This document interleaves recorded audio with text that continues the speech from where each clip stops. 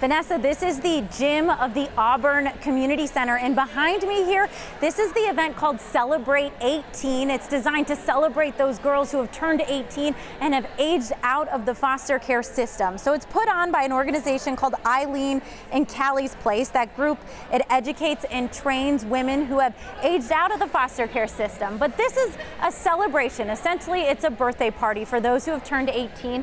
They can come here, they can do hair, they can get their makeup done, they can do some shopping. They also have resources available to them. We'll get to those in just a moment. But first, we spoke to one of the volunteers and we asked her, what do you want these girls to feel like when they leave today? Kids leave, we want them to know that they are worth being celebrated and that turning 18 is really exciting.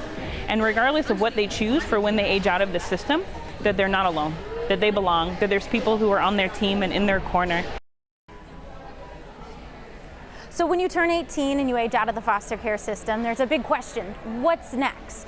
Lisa there told us it can feel very isolating. So we want to point out these booths behind me here. These are a series of booths. The room works, you go in a circle, but before you leave these doors, you have the ability to register to vote, get a library card, get resources on education and job training, also how to manage your finances, and where to access paid training programs. So they want to make sure not only do these girls leave glammed up and excited for their 18th birthday, but they also leave with the resources. So after they, age out of the system and turn 18, they have something in their pocket where they know, okay, this is what I can do next, and help give them that confidence, and most importantly, know that there is a community that's backing them here tonight. We're live in Auburn. Callie Greenberg, King 5 News.